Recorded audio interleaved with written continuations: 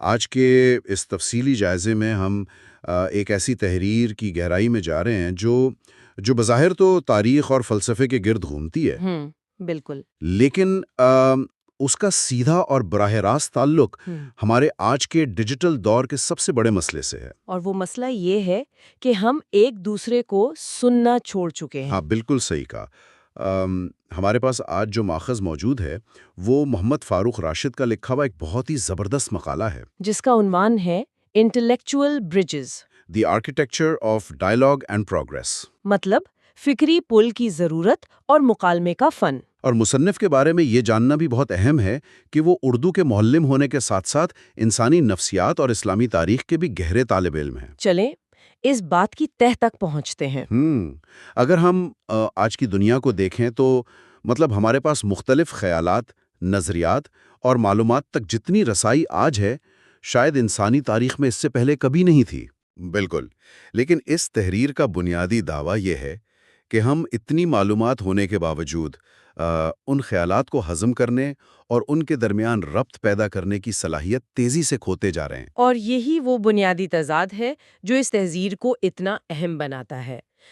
مصنف نے بالکل آغاز میں ہی اس بات کو بڑی خوبصورتی سے واضح کیا ہے کہ فکری پل بنانے کا مطلب محض مختلف قسم کی معلومات کو ایک جگہ جمع کر لینا نہیں ہے۔ مطلب یہ کوئی ڈاٹا اکٹھا کرنے کا کام نہیں ہے؟ بالکل نہیں۔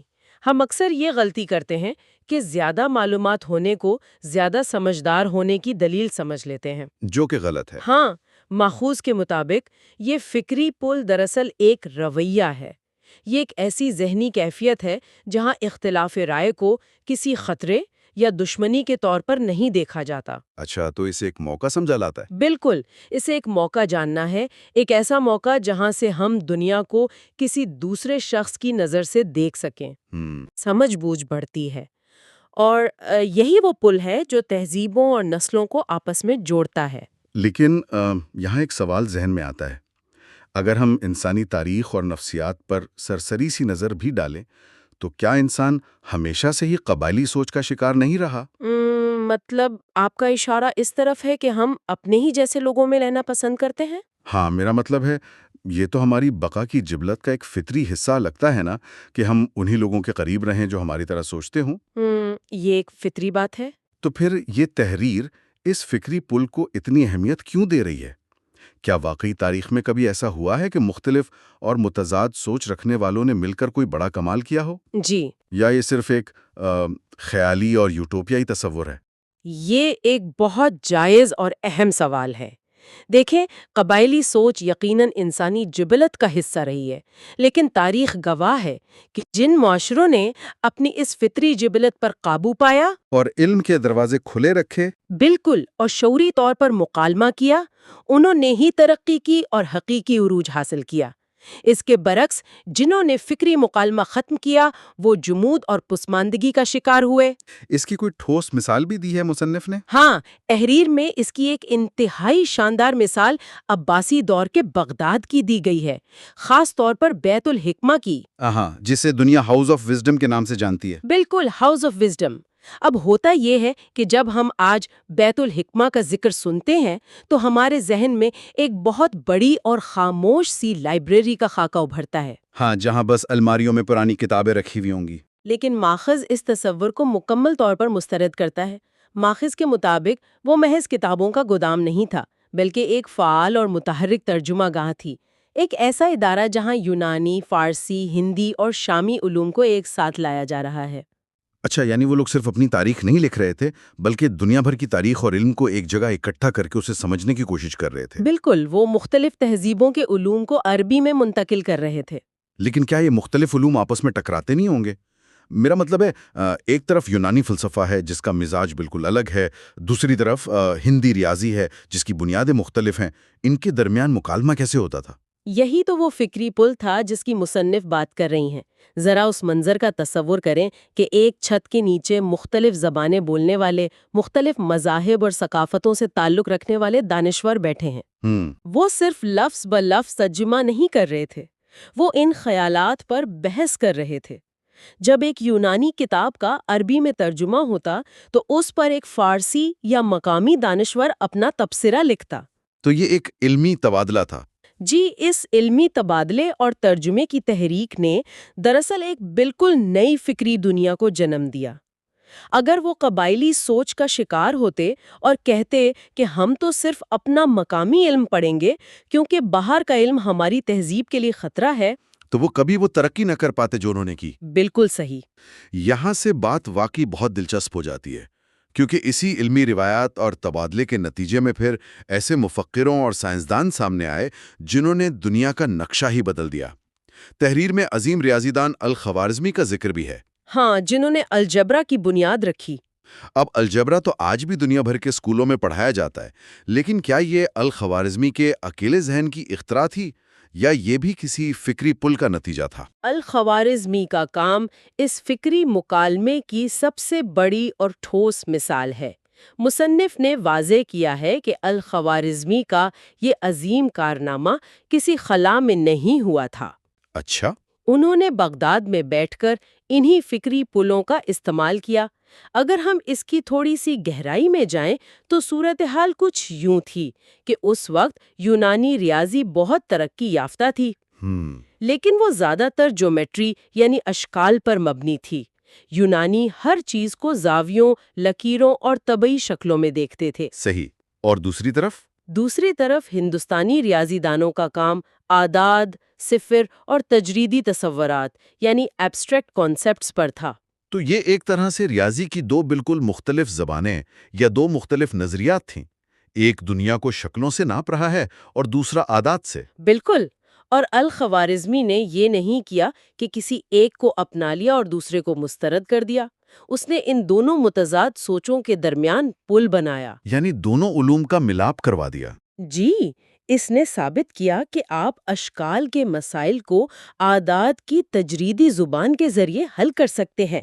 جیومیٹری کی بصری طاقت اور ہندوستانی اعداد کی تجریدی طاقت کا یہ ملاپ تھا جس نے الجبرا کو جنم دیا۔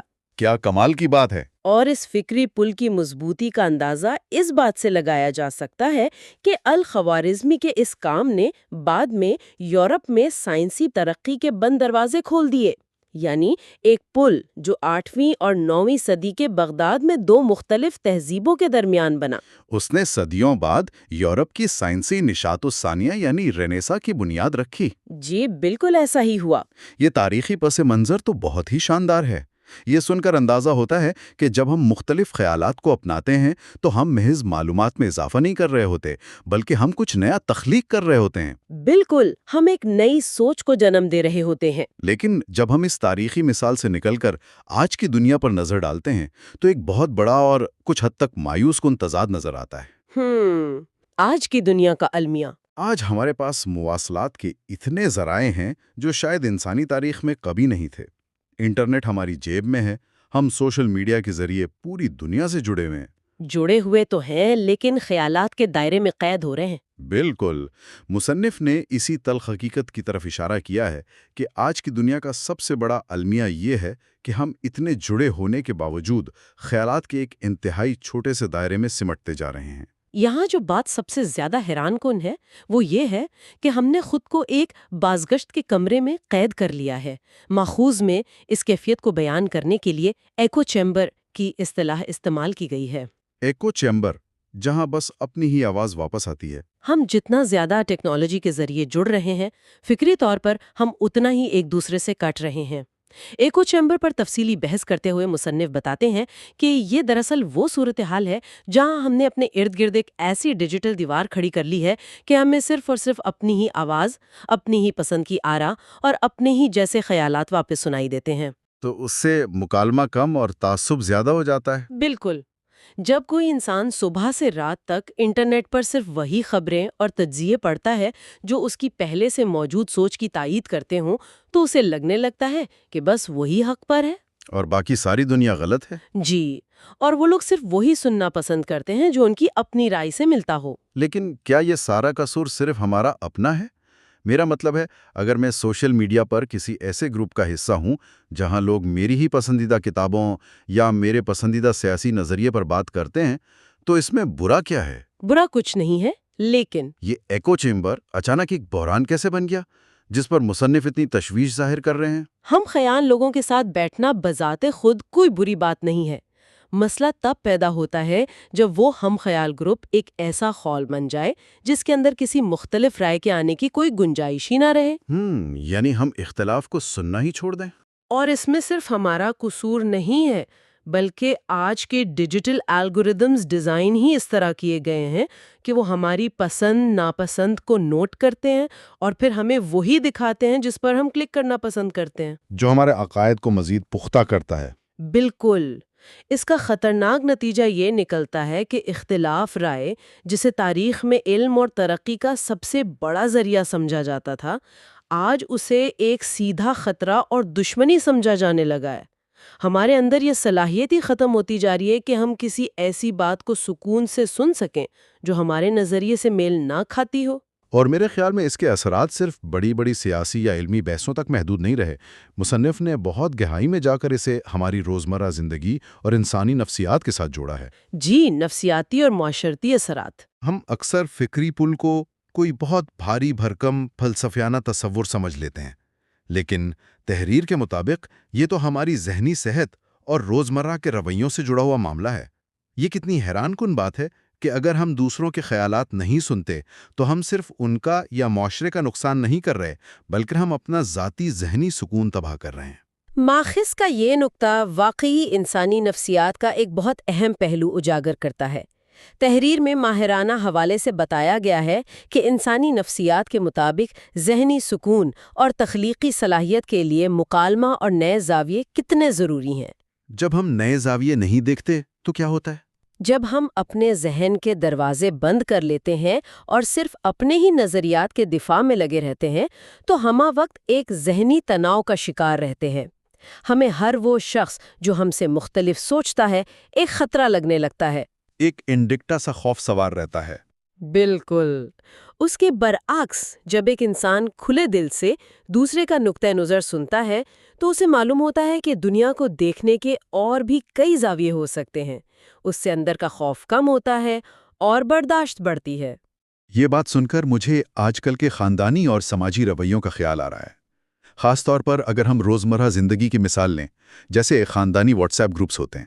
ہاں، وہاں تو یہ بہت عام ہے۔ وہاں ذرا سی کوئی سیاسی یا سماجی بحث شروع ہوتی ہے تو کوئی کسی کو قائل نہیں کر پاتا۔ الٹا تلخی اتنی بڑھتی ہے کہ لوگ ایک دوسرے کو بلاک کر دیتے ہیں یا گروپ چھوڑ کر چلے جاتے ہیں۔ فکری پل تو دور کی بات، ہم تو آپس کے تعلقات و سلام دعا کے پل بھی توڑ دیتے ہیں۔ یہ آپ نے بالکل درست اور روزمرہ کی منظر کشی کی ہے، اور اسی لیے مصنف کا کہنا ہے کہ یہ فکری پل صرف علمی دنیا یا عالمی سیاستدانوں کی ضرورت نہیں ہے۔ یہ ہمارے ڈرائنگ رومز، ہمارے دفاتر اور ہمارے خاندانوں اور معاشرتی تنازعات کو ختم کرنے میں بھی کلیدی کردار ادا کرتے ہیں۔ یعنی اگر ہم گھر میں بھی ایک دوسرے کو سن لیں، اگر ایک گھر کے افراد ایک دوسرے کے مختلف نظریات کو صرف سمجھنے کی ہی کوشش کر لیں، ان سے متفق ہونا شرط نہیں ہے، صرف سمجھ لیں کہ اگلا انسان ایسا کیوں سوچتا ہے، تو معاشرے کے آدھے تنازعات خود بخود ختم ہو سکتے ہیں۔ مکالمہ وہ واحد ذریعہ ہے جو ہمیں بتاتا ہے کہ کوئی ہم سے مختلف سوچنے کے باوجود ایک اچھا انسان ہو سکتا ہے۔ یہ روزمرہ زندگی سے جڑا پہلو بہت اہم تھا۔ اب اگر ہم اس دور کی سب سے بڑی طاقت یعنی ٹیکنالوجی کی طرف آئیں تو تحریر نے ٹیکنالوجی کا ایک دو دھاری کردار پیش کیا ہے۔ جی، دو دھاری تلوار۔ ایک طرف تو ٹیکنالوجی یعنی انٹرنیٹ اور مصنوعی ذہانت کے بہت مثبت پہلو ہیں۔ مثال کے طور پر تحریر میں اوپن اے آئی جیسے اداروں کی واضح مثال دی گئی ہے۔ آج کوئی بھی شخص عالمی سطح پر معلومات اور علم کے تبادلے کو انتہائی آسانی سے استعمال کر سکتا ہے۔ تو بظاہر تو ٹیکنالوجی نے ہمارے لیے سب کچھ آسان کر دیا ہے۔ اس سے ایک اہم سوال پیدا ہوتا ہے اور ماخذ نے اسی سوال پر پوری بحث کھڑی کی ہے۔ ماہرین خبردار کرتے ہیں کہ کیا محض معلومات تک رسائی حاصل ہو جانا فکری پل بننے کی ضمانت ہے؟ ہاں، کیا واقعی ہم اتنے سمجھدار ہو گئے ہیں؟ مصنف خبردار کرتے ہیں کہ ٹیکنالوجی نے معلومات کا ایک بہت بڑا سمندر تو ہمارے سامنے رکھ دیا ہے، لیکن اگر انسان کے اندر تنقیدی سوچ، جسے ہم کرٹیکل تھنکنگ کہتے ہیں، اور برداشت نہ ہو تو معلومات تک یہ آسان رسائی فائدے کے بجائے نقصان کا باعث بن سکتی ہے۔ اس کی وجہ شاید یہ ہے کہ جب ہمارے پاس معلومات کی اتنی بہتات ہو تو ہم الجھن کا شکار ہو جاتے ہیں اور پھر سکون تلاش کرنے کے لیے واپس اپنے اسی ایکو چیمبر میں چھپ جاتے ہیں جہاں سب ہماری ہاں میں ہاں ملا رہے ہوں۔ بالکل ایسا ہی ہے۔ ٹیکنالوجی کے ساتھ اخلاقی اور فکری تربیت ناگزیر ہے۔ معلومات کا یہ سیلاب ایک ایسے شخص کے لیے واقعی خطرناک ہو سکتا ہے جسے یہ تربیت ہی نہ ملی ہو کہ ان معلومات کو پرکھنا کیسے ہے، جسے یہ نہ سکھایا گیا ہو کہ مختلف اور بظاہر متضاد باتوں میں سے سچ کو کیسے تلاش کرنا ہے، کیسے ہضم کرنا ہے۔ اوپن اے آئی جیسی ٹیکنالوجی آپ کو سیکنڈوں میں دنیا کے بہترین اور متضاد خیالات لا کر دے سکتی ہے، لیکن ان خیالات کے درمیان تعلق پیدا کرنے کا کام اور انہیں سمجھنے کا کام بہرحال ایک انسانی ذہن کو ہی کرنا ہے۔ تو اس سب کا اصل مطلب کیا ہے؟ ہم نے تاریخی عروج بھی دیکھ لیا، آج کی نفسیاتی اور ٹیکنالوجیکل الجھنوں پر بھی بات کر لی، تو مصنف کے نزدیک اس کا حل کیا ہے؟ مصنف نے اس مسئلے کا حل تعلیم میں تلاش کیا ہے۔ تحریر یہ ایک بہت بنیادی سوال اٹھاتی ہے کہ ہمارے تعلیمی اداروں کا اصل مقصد کیا ہونا چاہیے۔ ہاں، عام طور پر تو ہم بس کتابیں رٹواتے ہیں۔ اور یہ پوری تحریر کا شاید سب سے مرکزی اور عملی نکتہ ہے۔ گفتگو کو سمیٹتے ہوئے ماخذ واضح کرتا ہے کہ تعلیمی اداروں کا کام صرف معلومات انڈیلنا نہیں ہے۔ تعلیم کا اصل مقصد طلباء کو فکری پل بنانے کی صلاحیت سکھانا ہے۔ یعنی تعلیمی اداروں کو طلباء میں وہ صلاحیت پیدا کرنی چاہیے جس سے وہ مختلف علوم اور ثقافتوں میں تعلق پیدا کرنا سیکھ سکیں۔ جی ہاں، جب ایک طالب علم یہ سیکھتا ہے کہ اگر اس کے سامنے بیٹھا شخص اس کے نظریے سے بالکل الٹ بات کر رہا ہے، تب بھی وہ اس کی بات کو تحمل سے سن سکتا ہے، تبھی وہ حقیقی معنوں میں ایک باشعور شہری بنتا ہے۔ تعلیم ذہن کے بند دروازوں کو کھولتی ہے۔ بالکل، اس سے یہ سمجھاتی ہے کہ سامنے والا اگر مجھ سے مختلف سوچتا ہے تو وہ میرا دشمن نہیں ہے، بلکہ ہو سکتا ہے اس کے پاس تصویر کا کوئی ایسا زاویہ ہو جو میری نظر سے اوجھل رہ گیا ہو۔ اور میرے خیال میں یہی اس پوری تحریر کا نچوڑ اور حتمی نتیجہ ہے۔ مصنف نے ماخذ کے آخری پیغام میں اس بات کا بڑا شاندار خلاصہ پیش کیا ہے کہ کوئی بھی معاشرہ تبھی حقیقی ترقی کرتا ہے جب اختلاف کے باوجود مکالمہ زندہ رہے اور علم کے دروازے کھلے رہیں۔ جب کسی معاشرے میں یہ فکری پل مضبوط ہوتے ہیں تو اختلافات تباہی کے بجائے تعمیر کا باعث بننے لگتے ہیں۔ ان تمام دلائل، ماخذ کے تاریخی حوالوں اور آج کی ٹیکنالوجی پر ہونے والی گفتگو کو اگر ہم ایک جگہ جمع کریں تو ذہن میں ایک نیا، اشتعال انگیز اور گہرا سوال ابھرتا ہے جو ماخذ کے تصور کو ایک قدم اور آگے لے جاتا ہے۔ وہ کیا؟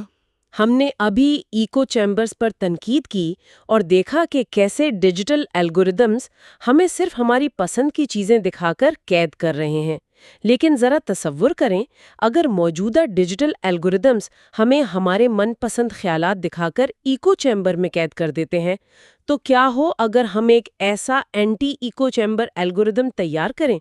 اینٹی ایکو چیمبر الگوریدم، اس سے آپ کی کیا مراد ہے؟ میرا مطلب ہے ایک ایسا نظام جس کا واحد مقصد ہر روز ہمارے پختہ ترین عقائد اور نظریات کے خلاف انتہائی معقول، ٹھوس اور شائستہ دلائل پیش کرنا ہو۔ اوہ، یہ تو بہت زبردست خیال ہے۔ مثال کے طور پر، جس بات پر ہمارا سب سے زیادہ یقین ہے، یہ سسٹم اس کے بالکل مخالف لیکن مکمل طور پر منطقی نقطہ نظر ہمیں پڑھنے پر مجبور کرے۔ تو سوال یہ پیدا ہوتا ہے کہ کیا اس سے انسان کے اندر زبردستی فکری پل تعمیر ہوں گے یا وہ مزید دفاعی خول میں چھپ جائے گا؟ یہ تو انسانی نفسیات کا ایک بہت بڑا امتحان ہوگا۔ بالکل۔ کیا ہم واقعی اس حد تک اختلاف برداشت کرنے کے لیے تیار ہیں؟ کیا ہم دوسروں کو کھلے ذہن سے سمجھنے لگیں گے یا اس اختلاف کو مزید خطرہ سمجھنے لگیں گے؟ یہ واقعی ایک چونکا دینے والا اور غور و طلب سوال ہے۔ ایک ایسا الگوریدم جو نہایت شائستگی سے روزانہ ہمارے عقائد کو چیلنج کرے، یہ بیک وقت ایک انتہائی شاندار اور تھوڑا سا خوفزدہ کر دینے والا تصور ہے۔ کیا ٹیکنالوجی سے زبردستی برداشت اور فکری وسعت پیدا کی جا سکتی ہے یا یہ شعور انسان کے اپنے اندر سے ہی پیدا ہونا چاہیے؟ یہ سوچنے کی بات ہے۔ یہ ایک ایسا سوال ہے جو یقیناً دیر تک ذہن میں گونجتا رہے گا۔ بالکل، اس تفصیلی جائزے کا مقصد بھی یہی تھا کہ اپنے ارد گرد نظر دوڑائی جائے اور تجزیہ کیا جائے کہ ہم کتنے فکری پل بنا رہے ہیں اور کتنی دیواریں کھڑی کر رہے ہیں۔ تجسس کو زندہ رکھنا، اختلاف کو خندہ پیشانی سے سننا اور کھلے ذہن کے ساتھ علم کا یہ سفر جاری رکھنا ہی وہ واحد راستہ ہے جو ہمیں ایک باشعور معاشرے کی طرف لے جا سکتا ہے۔ آج کے اس گہرے مطالعے کو یہیں سمیٹتے ہیں۔ سوچنے، سمجھنے اور سوال اٹھانے کا یہ عمل جاری رہنا چاہیے۔